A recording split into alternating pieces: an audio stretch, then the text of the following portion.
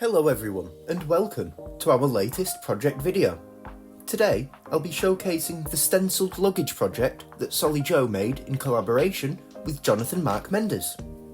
As Jonathon had already applied a coat of Posh Chalk crackling gel off camera, the first step for this project was applying a thick coat of driftwood by Dixie Belle to every side of the luggage.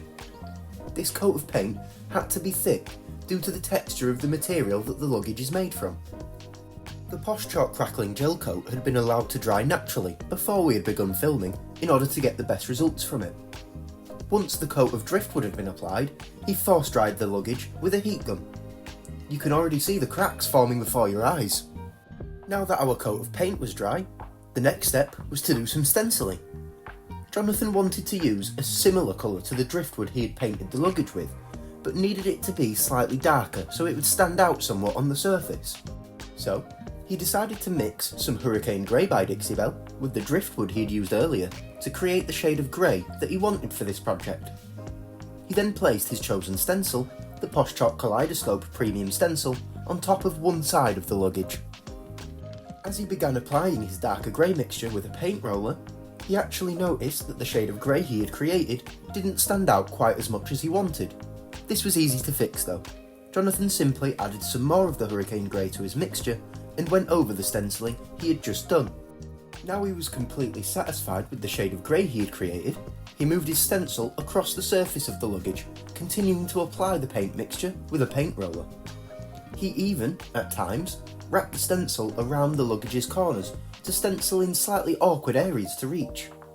Once he had covered the luggage's entire surface with the stencil design, he force dried the paint with a heat gun. As you can see, he purposefully did not apply the stenciling perfectly, resulting in slightly faded areas that create the sense of a natural ageing over time.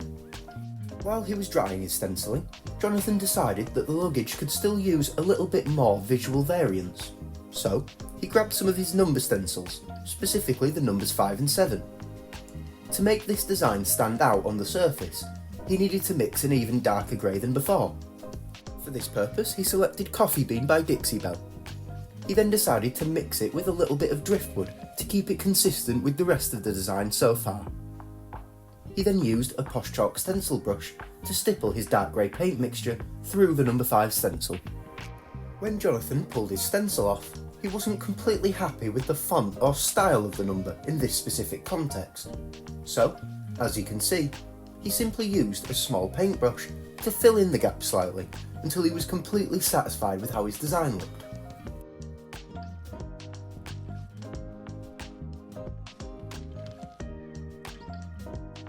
Before repeating the same process with the number 7 stencil, he force dried his design with a heat gun to avoid smudging it.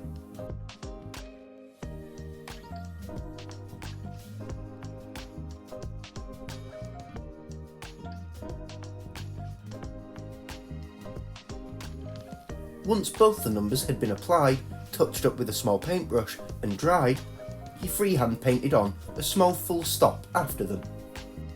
He also decided to stencil some text onto the top side of the luggage, right next to the handle, as well as apply smaller versions of the same number stencils onto one side of the luggage, using the same technique of stippling with a Posh Chalk stencil brush throughout.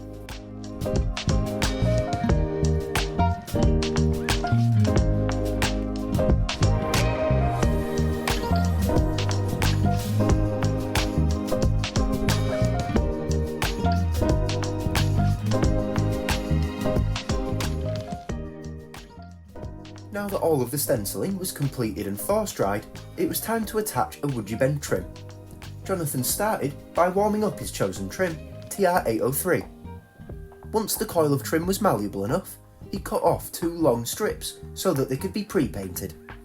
Now the 2 strips of trim were laid out in front of him, he warmed them again to keep them in that malleable and easy to work with state. He then poured some more of the Hurricane Grey paint he had used earlier onto the same plate that he'd been mixing his paint on throughout. This allowed all of the other shades of grey he'd mixed to blend into his Hurricane Grey a little bit, keeping the shades consistent with each other across the whole project. Once he had covered both of his strips of trim with the Hurricane Grey paint, he warmed them again to both dry the coat of paint and warm them up enough to be applied. Jonathan then applied wood glue to the entire footprint of one of these strips of trim before wrapping it around the luggage in line with one of the buckles. As he wrapped it around the luggage, he kept gently heating it in order to avoid accidentally breaking the trim while pressing it down onto the surface.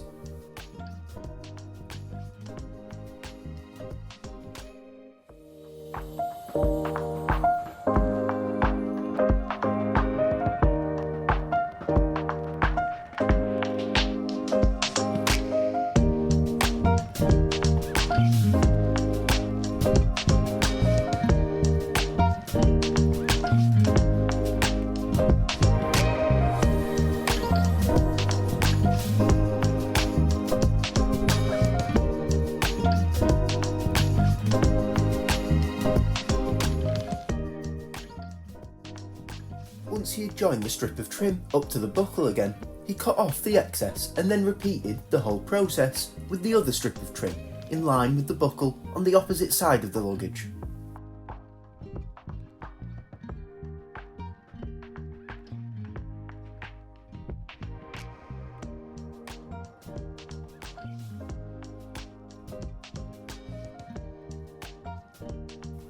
Just to ensure that this application was successful, both strips of trim were heated again in situ and pressed down firmly.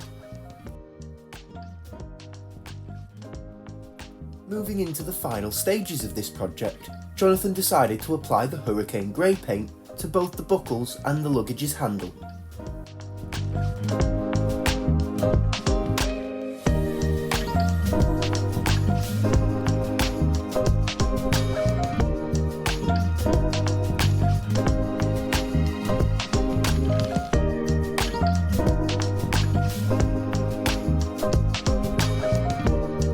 Once he had force-dried these coats of paint, he also noticed that there were small metal clips on each corner of the luggage, which he decided to apply some driftwood to.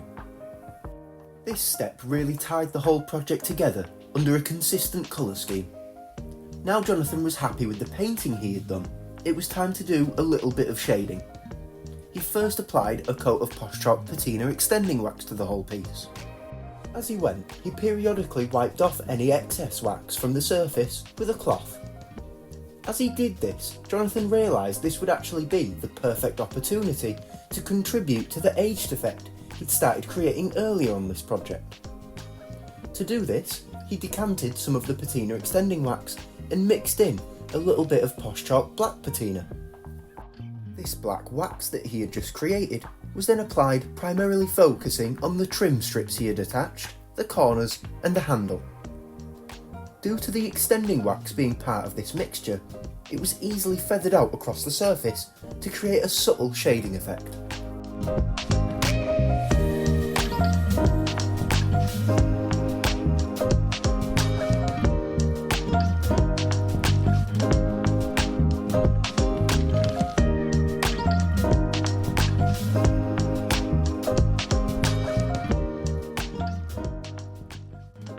So, here is the result. We really loved the somewhat minimalist style and colour scheme that Jonathan seamlessly combined with a vintage aesthetic on this project. Please let us know in the comments below what you thought of this, and if we inspired you to start your own project, let us know. We would love to see it. Thanks for watching. If you enjoyed, please leave a like, it really helps us out. And if you want to see a new project video every single week, subscribe to the channel. Thanks again, and we'll see you next time.